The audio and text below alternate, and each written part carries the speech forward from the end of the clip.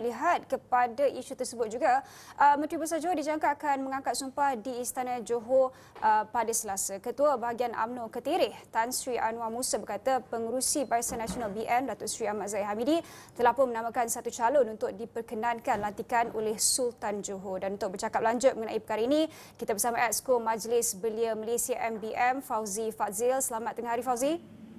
Selamat tengah hari untuk Waalaikumsalam. Fauzi, kalau kita lihat kepada laporan awal, kita tahu Datuk Hasni bubarkan DUN kerana mahu kerajaan yang stabil. Presiden UMNO juga sebelum ini katakan Hasni adalah calon Menteri Besar kali ini tetapi bertukar. Jadi apakah maknanya seorang Ketua BN Negeri itu bukan Menteri Besar?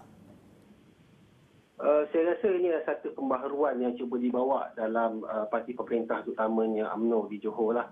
Kalau kita lihat di PRN Melaka sebelum ini, selepas PRN Melaka itu berlangsung, UMNO BN terutamanya nampaknya telah reform parti dia dengan bagi peluang lebih banyak kepada orang muda. Dan Alhamdulillah kita dapat tengok calon-calon di PRN Melaka daripada UMNO BN mempunyai 100% kursi di sana. Dan saya rasa reform ini cuba dibawa di Johor pula dengan cuba membawa muka-muka baru. Terutama ini satu perubahan sangat besar apabila golongan muda pasca belia ni diberi peluang untuk menduduki kedudukan nombor 1 dalam kerajaan negeri Johor. Melihat kepada perkara itu, semalam juga kenyataan oleh Datuk Hasni ada menyatakan bahawa mereka mahu memberikan peluang kepada orang muda. Adakah kita akan menjagakan barisan Exco juga dari golongan orang muda? Siapa dan juga melihat kepada sokongan dan kedudukan orang muda yang penting dalam pembangunan negeri Johor dan demi kemakmuran negeri yang berpanjangan, orang muda dicadangkan kepada pucuk pimpinan parti supaya dipilih untuk memimpin negeri Johor. Pada pendapat Fauzi sendiri mengenai perkara ini? Saya rasa ini adalah satu perkara yang sangat baik kerana kalau kita tengok dalam manifesto BN, UMNO BN di Johor itu, kebanyakannya dia berputar sekitar orang muda, orang belia di Johor tu, terutama dalam isu belia, perumahan dan pekerjaan. Itu semua memerlukan air tangan, sentuhan daripada pemimpin belia. Kalau kita tengok contoh seperti isu perumahan, rumah transit murah, saya rasa kawasan-kawasan seperti Johor Bahru yang sangat padat itu, kalau kita bawa pemimpin lebih muda yang lebih faham tentang kehendak golongan belia, perumahan yang mana yang mereka mahukan, saya rasa itu akan lebih membantu golongan belia di sana. Melihat kepada apa yang berlaku ini, penganalisis politik juga menyatakan bahawa konflik dalaman dalam UMNO itu sendiri, kepimpinan UMNO dan BN, terutamanya kepada persoalan Menteri Besar ini kerana ia memberi kesan terhadap apa yang telah dijanjikan oleh UMNO sendiri bagi PRN Johor. Dari pandangan orang muda, bagaimana ia memberi impak kepada kepercayaan terhadap parti politik ini? Saya melihat parti politik UMNO sebagai parti politik tertua di Malaysia, saya rasa pergolakan politik ini perkara biasa dihadapi oleh semua parti politik. Malah parti politik seperti UMNO dah lama ya. So pergolakan ini dah biasa dihadapi dan rasa saya dapat lihat penyelesaiannya dapat dicari setelah pasca Kemelut. So, kita dapat lihat di Sabah, kita dapat lihat di Melaka.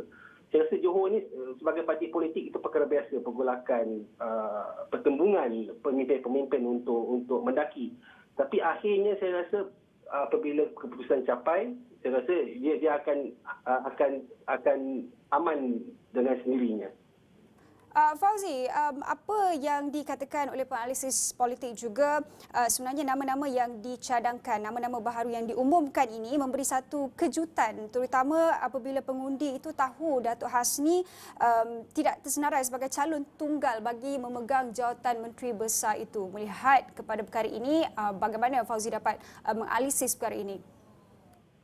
Saya rasa ini satu tindakan yang bagus kerana memberi satu nama untuk pihak istana memilih calon itu akan mengurangkan pilihan yang terbaik, pemilihan yang terbaik oleh pihak istana dengan memberi pada dua nama dan dua atau tiga nama dan ada pula nama wakil belia di situ. Itulah lebih baik kerana saya lihat wakil belia yang diangkat oleh kepada pihak istana itu pun bukan datang entah dari mana, mempunyai latar belakang yang baik, daripada keluarga yang baik, mempunyai pendidikan yang baik dan telah berkecimpung lama dalam bidang politik, terlatih dalam bidang pentadbiran negeri. Saya rasa calon lebih pada 2 atau 3 calon itu adalah satu perbuatan tindakan yang baik oleh pihak kerajaan di Johor pada masa kini. Melihat kepada apa yang akan berlaku esok Perhimpunan Agung UMNO, apa yang boleh kita jangkakan terutamanya dari suara anak muda itu hasil daripada PRN Johor ini? Mungkin ada apa-apa desakan yang ingin diutarakan? Desakan saya rasa setiap tahun kalau kita tengok Perhimpunan Agung UMNO tu ada desakan daripada golongan pemuda UMNO ya. Itu perkara biasa. Desakan akan terus berlaku tetapi pendengaran itu itu adalah perkara yang berlainan. Tapi melihat kepada political will pucuk pimpinan pada masa kini dengan memberi ruang pucuk pimpinan UMNO pada masa kini memberi ruang kepada golongan belia seperti Syariah Hamdan untuk menjadi ketua penerangan. Saya tidak yakin kalau kita tengok ada golongan belia yang sampai ke peringkat naik presiden UMNO mungkin daripada golongan belia memandangkan peluang yang besar dibuka oleh pimpinan UMNO buat masa kini. Baik, terima kasih Fauzi Fazil yang merupakan Exco Majlis Belia Malaysia MBM atas ulasan tersebut.